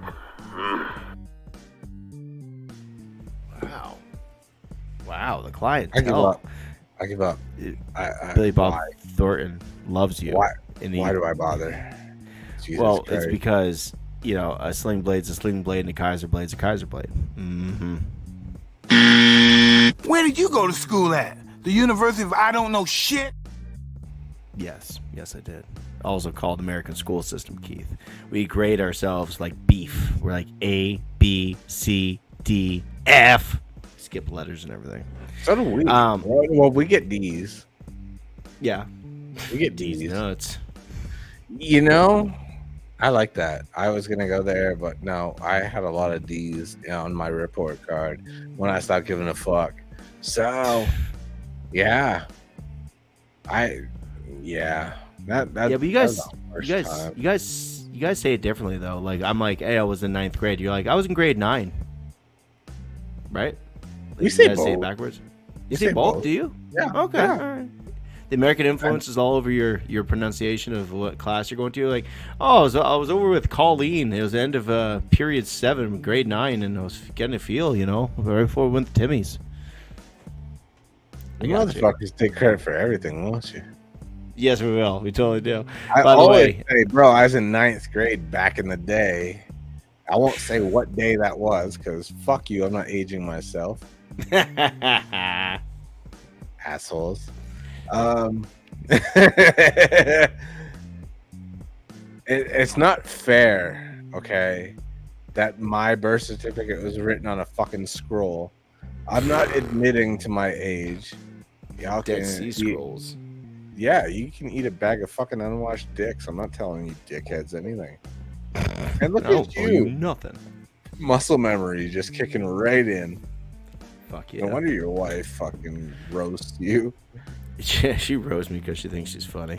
I'm the comedian in this household. She Thank you is very much. funny, god damn it. You keep saying that. You're just gonna make her head bigger and bigger, and I'll have to pull out the penis drawing again. It was a see, there you go. Thank you, Caitlin. I appreciate you. I salute you. As I ma'am. prop your wife, I have to fight mine. This is unfair. Yeah, she's gonna destroy you. She's pregnant right now. She's gonna. I know, it's fucking 2 against throw you. 1. I'm outnumbered. Fuck you. Fair. Unfair fight. This is bullshit. Nobody I'll once never be- said in my MMA career, you're 32-0. Let's just incorporate a child into it and let's see you fucking hit them. Okay, so here's a question I never get to ask people because I don't know any other fighters. Would you? No loyalty. Yeah, I among know. thieves. I was being nice. I was trying to No support you. loyalty among thieves. Just Well, it looks fuck like. See, you. now we're gonna have 2-on-2 though. I'm not fighting the baby. You fight the baby. I'll fight your lady. I'll lose, but like then you have to explain to your kid why like you had to wrestle in the Tessel in the in utero. That's the word. So would you have fought in the old Ultimate Fighting Championship, like the original ones, where like the original like sumo versus like karate versus like whatever the fuck it was? There was no rules. Would you have fought in that? I'm so about that it's gonna upset some people when people ask like if you could like are you done? And I say I'm done because I feel like that's just the way of the sport. Yeah. Once you get a certain age, and it's like, bro, you've never lost. We have one draw, and that's somebody finally beats you, which we don't see faith in that. So we're not interested in giving you a contract. Fine. What I would love to do if I had my say, but a lot of people are not going to love what I'm about to say that actually give a fuck, that worry because they don't get it, is like that bare knuckle thing that's now going on. Yeah, I love that shit. I'm a big fan. Yeah, I'm kind of about the bare knuckle fights. Like, I'm intrigued. I've mentioned it before where I'm like, I kind of want to put my name in the hat on that. But at the same time, I understand the concerns of the people that care about you and whatever. That are like, you've never had a concussion in your entire career. Oh, you don't want to like suddenly Benoit the fuck out of the situation. And I say that respectfully. Oh yeah, I can't wrap my head around that situation. Nobody Big fan, Chris. It's super sad. Chris Benoit was amazing. He really was. That was a really good time in wrestling. And right. What I don't respect is the company washing their hands of their responsibility in that. Boom.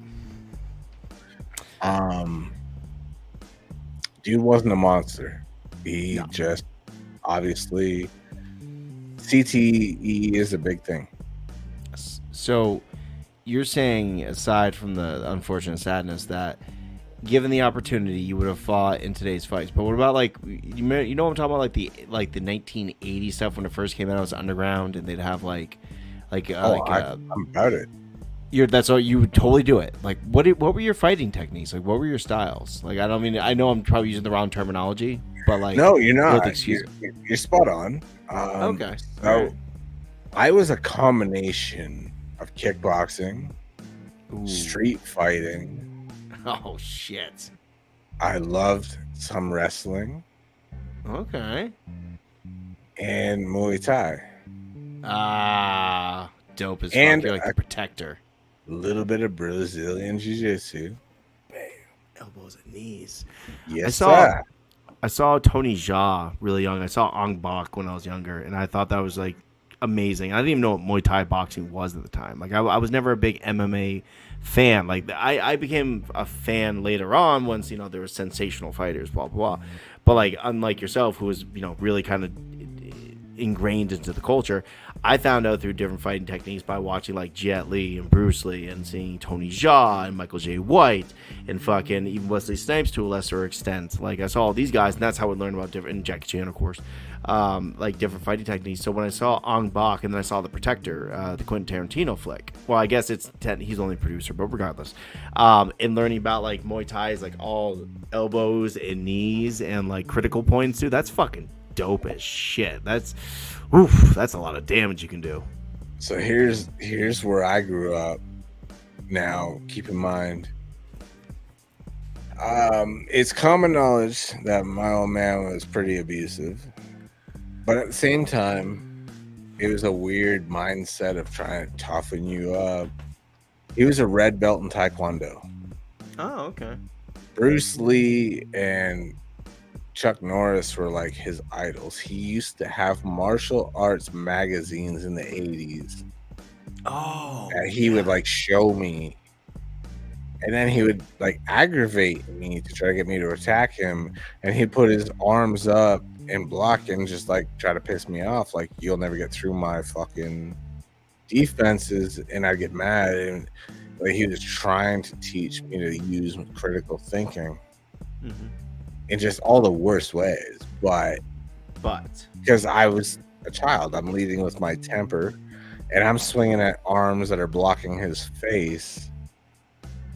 And now in hindsight, I'm like, you were trying in your own twisted way to kind of. Now his biggest idol was a Canadian, George Chuvalo, who is the only man Muhammad Ali could not knock off his feet, let alone knock out, in 2 fights. Muhammad Ali mocked him in the beginning. When it was all said and done, said, he's the toughest man I've ever fought. No, I don't want to fight him again. The judges, of course, always ruled in favor of Ali because that was their guy in the 70s. But Ali, basically went every round possible with George. George said ultimately the judges said that Ali won. Fine, that's cool. He said, I went out dancing that night with my wife. He went to the hospital pissing blood from kidney shots. I don't feel like I lost the fight, so that's cool. It is what it is. And the reason that's so important is because drug addiction, man. George's sons all died from overdoses. His wife took her own life out of depression from losing her sons, that he's the only one left. And he flat out said, I would give every bit of my career to have them back. As much as I am proud of what I've accomplished and whatever, it's not as important as they are, and I respect that. So for that to be one of my old man's like biggest influences and idols, and for him to be the guy to tell me like, you're a dangerous man, and in my prime, like, Jesus, he'd be a problem. Like, that's brilliant. I met him when I was 14 first time at my high school, where he came to talk to us about the importance of drug addiction awareness, and he just laid it all on the table, man. He didn't glamorize the shit. He's a class act dude, and because he's Canadian, he gets overlooked. And it's like, bro, he's the one guy that Ali can't take any credit for, and has to kind of put his head down and be like, yeah, that one sucked. And, judges decided, because it's the 70s and my popularity, like, who's going to go against Ali? But if you're looking at the fight, it's kind of like, oh, Ali didn't come out looking so hot. Who would have won? Because we only have a couple minutes left, so I'll leave it up to you to tell me who would have won, because you know more about fighting. Who would have won? Ali in his prime, or Tyson in his prime? Oh, I mean, I gotta go with Tyson. Yeah, all day. I've watched both. Once again, I'm not a fighting, professional by any stretch of imagination. I barely watch. I love Tyson's highlights, like Muhammad Ali's highlights. Anyone that can really put like on a good show, I tend to watch them as a sports figure. And like, Ali definitely had technique. He had speed. He had dexterity. He had like pace. He had the moves. Like, he definitely did some stuff. But Mike Tyson had all of that, and the drive, and the body and the speed. Like when you watch Mike hit somebody, it's you barely see it. Like when he's trying to go fast, it's nuts. Ali had the conditioning and the discipline, but he relied on gimmick of trying to get in your head. Whereas Tyson was mentally hypnotized to just devour. Yes. None of that would have worked on him.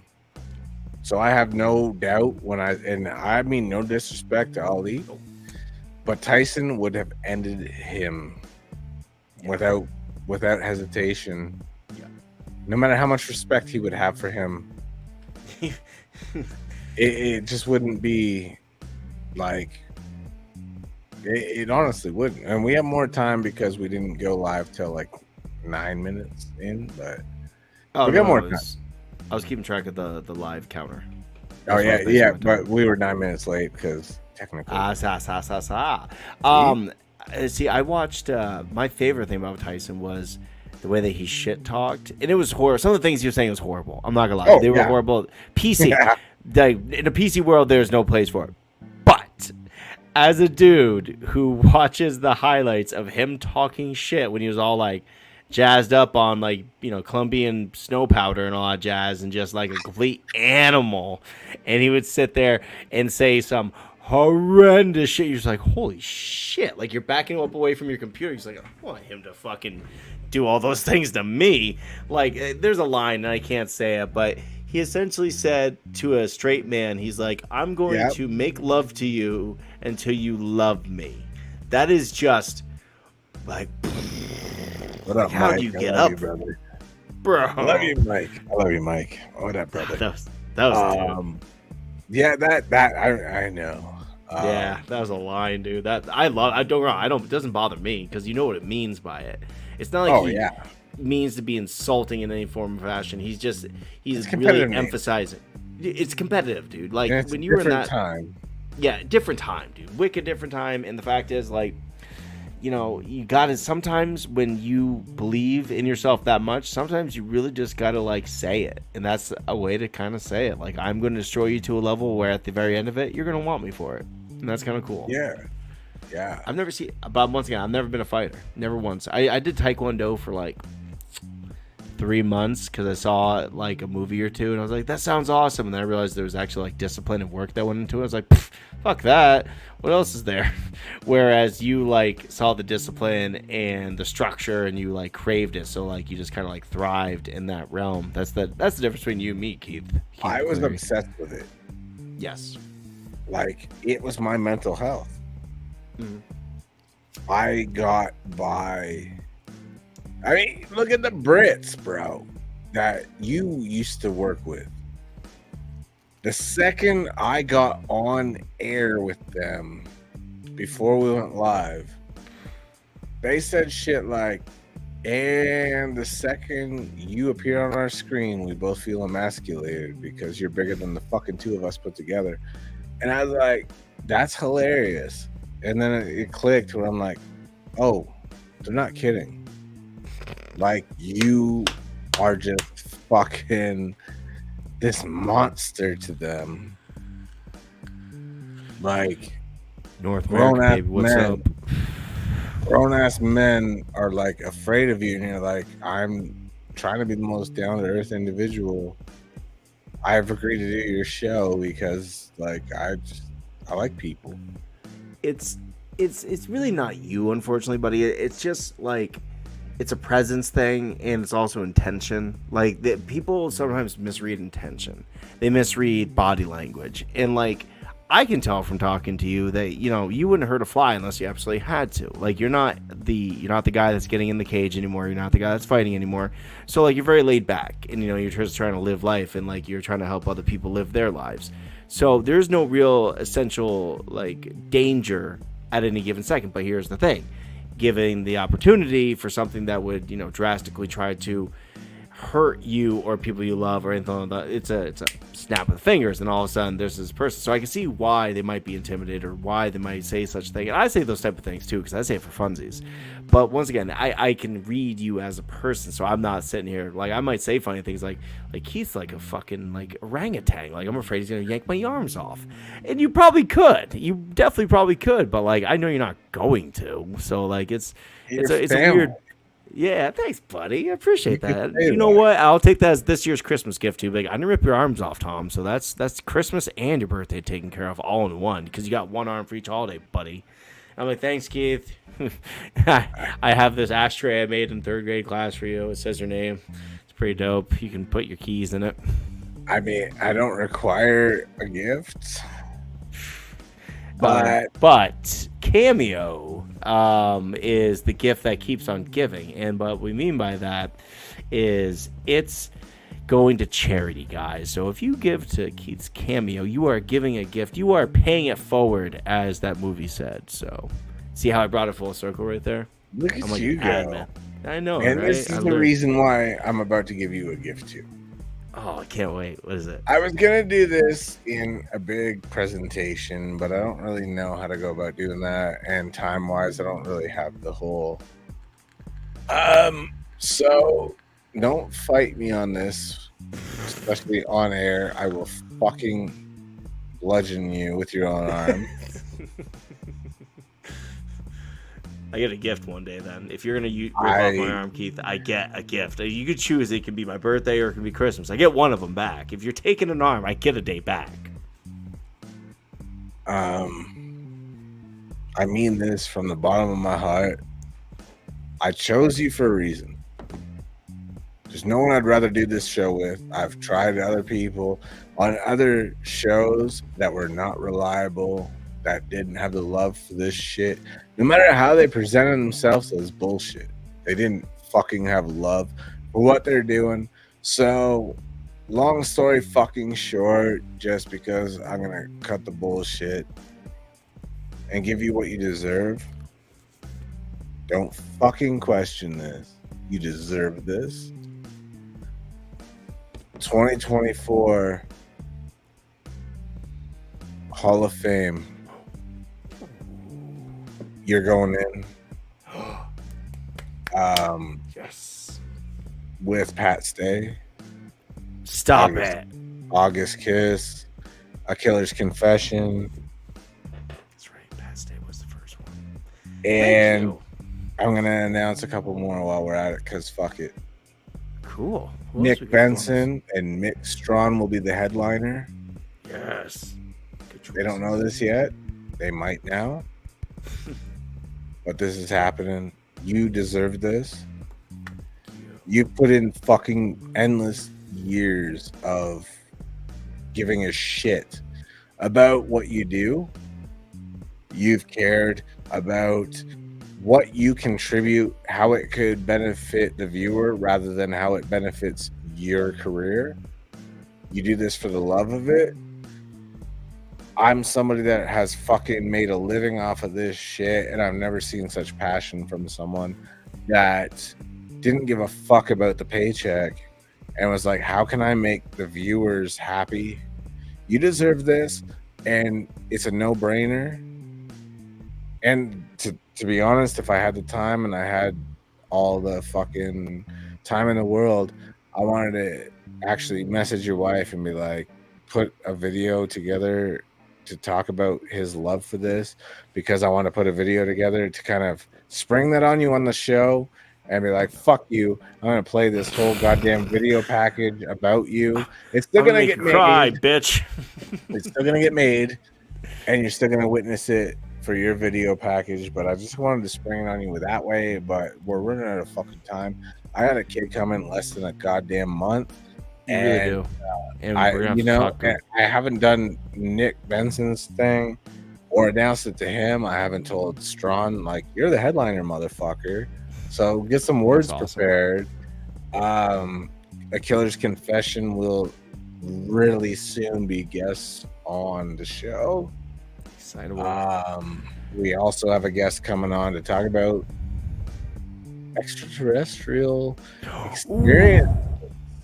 that they claim we call abductions, they call learning experiences on both sides that are not so scary. So that's awesome. I like it. That sounds exciting to me. I can't wait to do that. Keith, thank you very much. That is a very high list of people. Like I know these people. I don't know them. No, I'm just saying I know of these people. Some of these people I've actually met and talked to, and they're all amazing people. And so to be on such an illustrious list as that, and be recognized for the dedication, I appreciate that. I really do. And thank you. Like you do as well. It'd be kind of weird for you to put yourself on there, but maybe I'll just put you on there. So be like, haha, bitch, now you're in there too. We can hold hands on the list. I like doing this. I have always liked doing this. There's been times where I've not been happy doing it, but I like doing it. I like entertaining. I do it anyways, and so if anybody else has fun, gets a laugh, any of these things, that makes me happy. And unfortunately, you might sometimes realize my verbal diarrhea gets the better of me, and you're like, ooh, Tom really hit with that, sucked with that. It's because I'm constantly throwing spaghetti at the wall, just trying to make something stick. That's my That's what I love about you. Thanks, buddy. I try, and you try, and that's the cool thing about it, is when you find other people that have the love and want to put on a fucking good show equally as much as you do, it really melds well. It doesn't matter what you guys do. We can talk about fucking diets all night, goddammit. We're still gonna have a good time doing so. There was something I was gonna say to you too, and I can't believe I fucking spaced. I was so goddamn touched. I was like, whoa, you're being nominated for something. After the show, I got to talk to you for 30 seconds. But yeah, we do gotta close her up. We got all the time. Okay. So to address what you said, yes, please. The show you couldn't make it on, I did address. Fans have asked, when are you going to be inducted into the Hall of Fame? Good question. Because without you, there would be no Hall of Fame.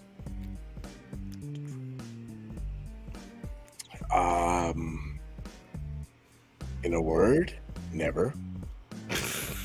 Until I fucking do it for you.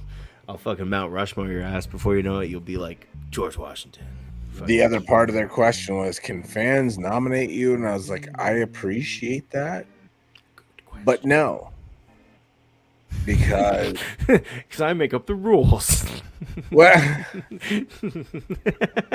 I feel, honestly, you look at the Hall of Fame situation. I appreciate, don't get me wrong, I appreciate the nomination concept that fans are like, I think you belong there. I feel like without you creating it, great. But let's look at the NFL Hall of Fame. Let's look at the WWE Hall of Fame. Let's look at the Rock and Roll Hall of Fame. Where the fuck are the creators of that? They don't want to be involved because it takes away from the deserving people that are involved. The second you nominate or induct yourself because people wanted you there, I feel that ruins everything. It takes away from the credibility. Now it's about your ego. It's not about the people that deserve to be there. I don't deserve to be there. I created it for the people that deserve to be there. If someone else wants to induct me into their created fucking Hall of Fame, if I feel like I earned that spot, I will graciously accept and be very appreciative. But I will never allow myself to step foot in what I created to give flowers to those while they're still here. Some of them, unfortunately, not still here. So for those that aren't aware as well, Pat Stay is the first fucking inductee into the inaugural 2024 Hall of Fame, but he is also the first Madden Taylor Award winner, named after my son that died from NKH. And that award goes to anybody that shows true heart in spite of situations, Pat died. For those of you that don't know, let me just say, Pat was part of a rap fucking documentary funded by Marshall fucking Mathers. I will just put that out there that most people don't know. M did that shit. Love him for it. Among other things, had his respect. It's in the video package. I'll air that next week. And Marsh was good enough to say a few words. And Pat died breaking up a fight in Halifax, Nova Scotia, and got stabbed for his troubles. And I don't like to put that detail out there because his family and shit don't need to hear all that. But it's common knowledge.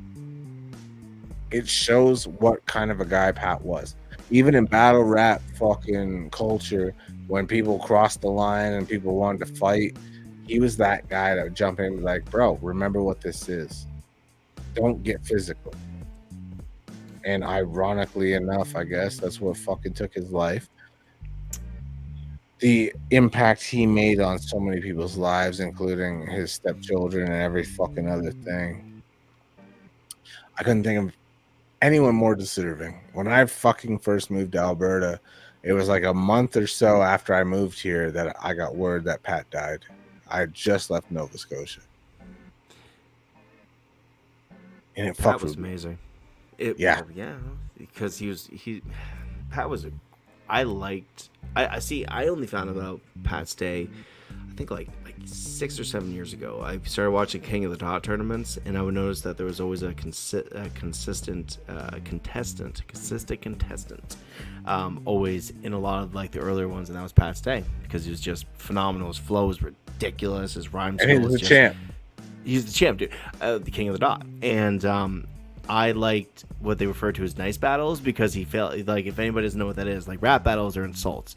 Nice battles are where people say nice things to one another as they rap. And when I saw my first one of those, I was like, that is the greatest. And it's funny because it seemed like Pat enjoyed doing that more than he enjoyed doing the rap battle of it all, because it was just, yeah, because kindness is like when you're kind on the inside, you want to be kind on the outside.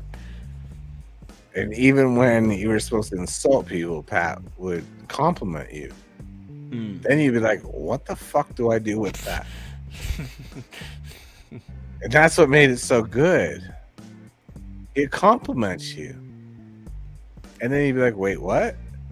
Now all my game plan's out the window because this dude just praised me but mocked me at the same time because it's so condescending.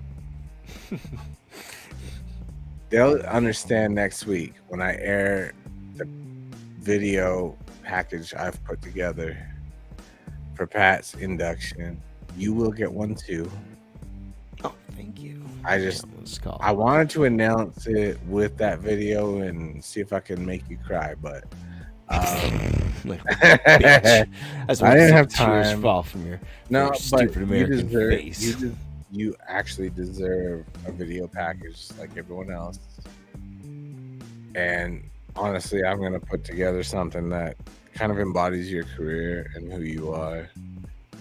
I am very proud of some of the things I've accomplished. Definitely some of the things I accomplished. You look back on it and you're like, wow, I've done, now it's up to 6, almost 7 years of doing this. And I don't like my early stuff at all. I like that I hate my early stuff. I never listen back to any of my stuff. Do you listen back to your stuff? Never, I right? fucking wish other people wouldn't either. I hate it so much. I don't like, that's the shitty thing about editing, because if you're people like me and Keith that don't want to listen to it, the thing about editing is you have to listen to it. You have to listen to the whole thing so you can see where you can adjust it. This is why I like live. Dude, I judge myself every which way. I'm sure you're the same way.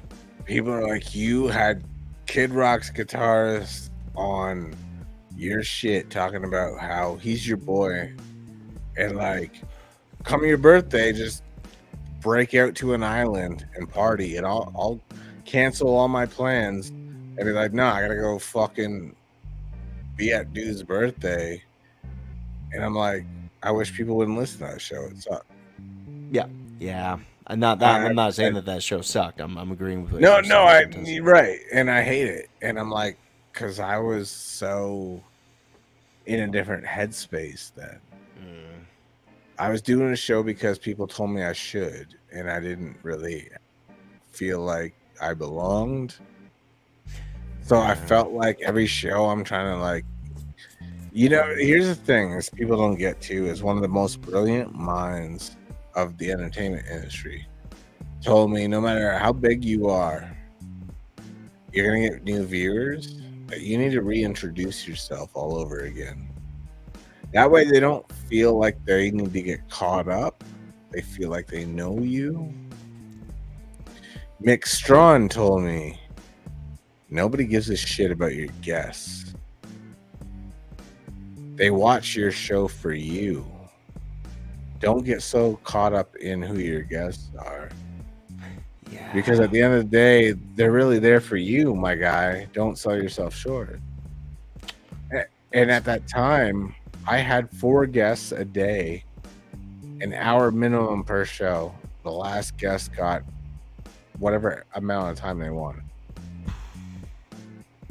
That was daily, 7 days a week.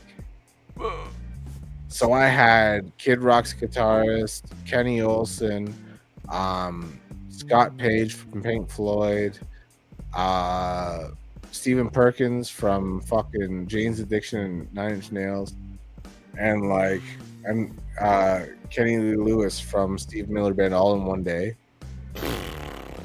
Then I'd have Dig Farish from Rob Zombie's Halloween, and then fucking Leland Sklar, fucking the bass player for Phil Collins, and like then Kenny Aronoff that played for everybody from Avril Lavigne to fucking Mellencamp to Smashing Pumpkins to fucking Aerosmith to like name it. He's played with them.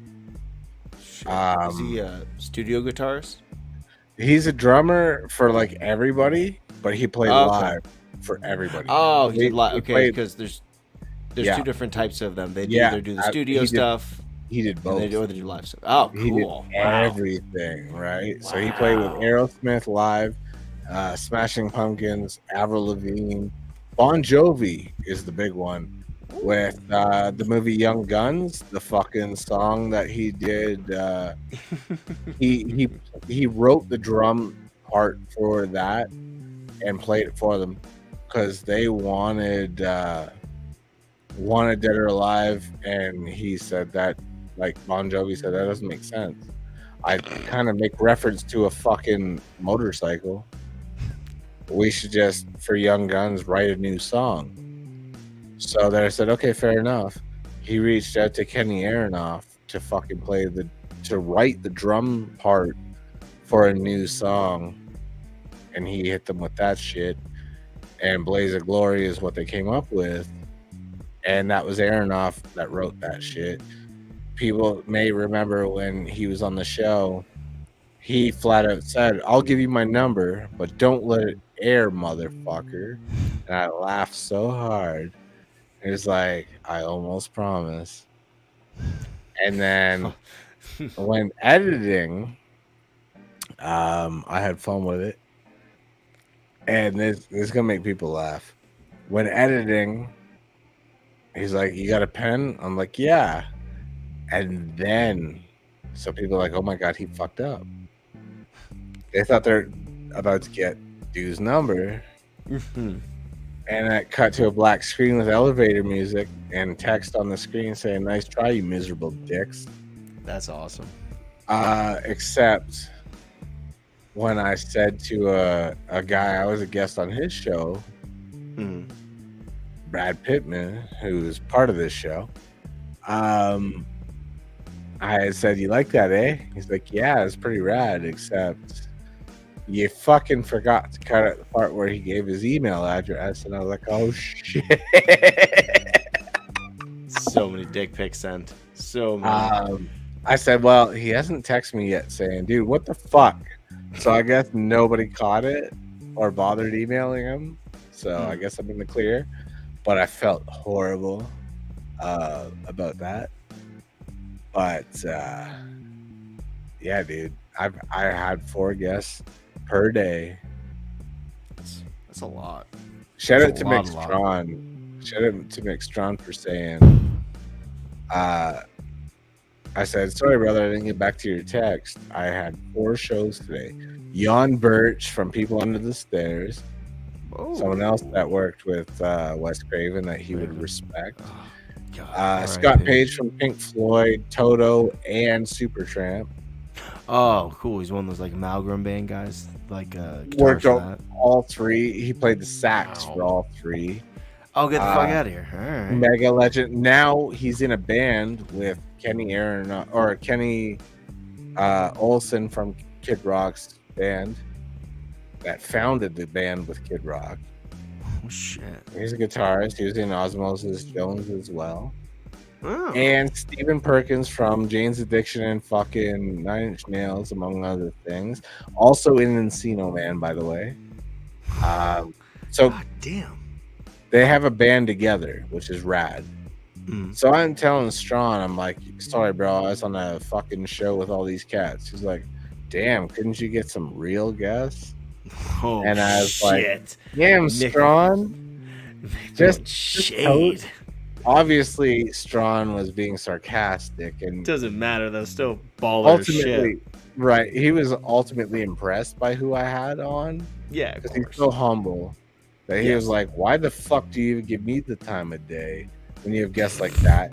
But he has to downplay it because that's who Strawn is. Oh, Strawn's fun. Mick Strawn's a He's fucking so legend. humble that he's just like, "Damn, you couldn't get some serious guests." And I took that as a nod of respect from Strawn. Like, he realized I'm dealing with the real deal here. You get mad, fucking real guests. We gotta have Mick come on and talk. I was thinking about him the other day, actually. And what I was thinking about was, like, how cool it must have been to, like, be involved with New Line Cinema, Robert Shea, and, like, Robert Englund, and, like, Heather Langenkamp, and, like, be involved in, like, what I consider one of the greatest horror movie franchises ever made. Like, most of us are going to be like people like you and me, just big fans, like massive fans. Now we've got to talk to people involved with it, which is awesome. Strawn's whole career was my resume. Like, his whole resume is my childhood. Yes, very much so. Very much so. So to have Jan Birch on the show and Jan tell me, literally the year before Wes Craven broke, like before Wes Craven passed, he, like, literally the year he passed was the year before I broke into the business. And Jan Birch said to me, Wes would have loved you and he would have loved to work with you. And that was the most bittersweet thing in the world, because I was like, that's the biggest compliment someone could give me that knew Wes personally. But it also breaks my heart because it'll never happen. Yeah, that's okay though. It's okay because knowing from someone that knew him personally and they vouch for the fact that they would thoroughly enjoyed you. That's what makes it so great. Yeah, it is what makes it so great. You know, sometimes things are just not meant to be, but like the fact that like it was just so goddamn revolutionary what they were doing. Fucking those Nightmare on Elm Street movies, the practical effects of it all, like, goodness gracious. Anyone that has not watched Nightmare on Elm Street in a long time, I think you should take it. It's fucking dope. So, to your point, Strawn was on my mind. I plan on hitting him up. Maybe a little tag team effort. Maybe we both just kind of come at him so he can't refuse. Not that he's ever said no to me. Even when he did, I knew he wanted it. So, it's Mick's a gentleman. I'm not. No, you're not. I couldn't pull out of a driveway, so I mean, Mick might be pregnant right now. We don't even know. Goddamn, we're gonna get the 2-hour mark because we're baller as shit. Oh damn, we went way over. We just never shut the fuck up. That's okay. But post is always a nice thing when it goes to TV. They'll cut out like 95% of it, and then we have a commercial. It's great. It's cool. We gotta get paid like Seinfeld did. Make like $1 million an episode. We gotta get on that type of number. It'll happen. I used to make retarded amounts of money, and then I went and said shit like retarded amounts of money, and then I got canceled. No, that never happened. I'm just kidding. But yeah, I got punched in the head a lot, and I made stupid amounts of money. It's good. Good time. Now I get punched in the head for free because my wife's abusive. No, I'm just kidding. I'm just kidding. Don't call 119. I have to call back. 119. There you go. You're You're welcome. dyslexic. No. Remember, my wife earlier was jumping Oh, in yeah. with the wrist, and 119 is there. So they're the dyslexic ones. I'm the guy Of course with they good memory. fucked it up. Of course they did.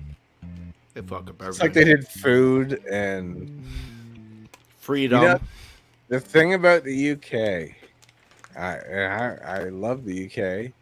I love that I have so much love in the UK. But the thing about the UK is between the looks of the majority of their women and the taste of their food, that's how they became the best sailors in the world.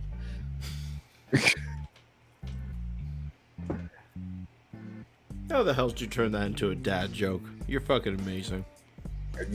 I'll give you this last little gem. Because the wife loves dad jokes, and I think that's horrible. They're just the drizzling shit. It doesn't make me laugh. But my sense of humor, I think, would make people scratch their heads. So I remember my grandfather laughing his ass off when I said, I got one for you. He's like, what? So this woman was at a grocery store, and she bought this little individual champagne bottle for one, a TV dinner for one, a fucking pint of ice cream for one. And she went up to the cash, and she's cashing out. And this dude is scanning champagne bottle for one, ice cream pint for one, TV dinner for one. He's like, oh, you must be single. She's like, yeah. How'd you know? He said, because you're fucking ugly. I love that shit. You think it's all building up to something that has nothing to do with anything. And it's fantastic, isn't it? I fucking love that so much. You're right. That Makes you laugh. was worth it. That made you laugh. That's all I give a shit. I'm gonna tell that joke tomorrow, so fuck you. I'm gonna steal it from you. That's how much I liked it. I love that. I'll take it. All right. We're gonna let Tom go to bed now because it is midnight where I am. Yes, it is. And I mean, shit. So I'm always the party pooper. I'm sorry. No, that's on me. So let's get to the goddamn credits. And like, wife, by the way, just so you guys know how much roasting I get from the wife, we're in the car and she's like, by the way, they were after you left the other night, they just talked about how great it was that you left for like 30 minutes. And I was like, thanks, honey. I love you too. We had to pick on you a little bit. Oh, I told him. I was like, that's fine. I'm like, I hope they killed a whole hour talking about me. Fucking, it's better to be talked about than not be talked about. Show. That's right. That's how you know you're important. Boom. I appreciate you, man.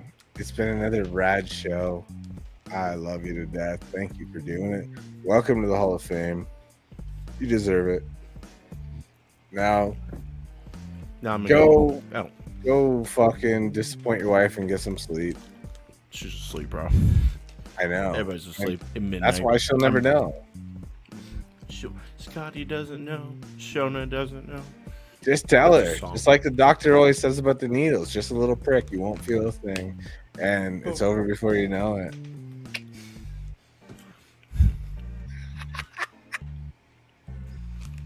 That's how you get AIDS. I'm just saying. I love you, brother. And welcome to the Hall of Fame. You deserve this. Get some goddamn sleep. will.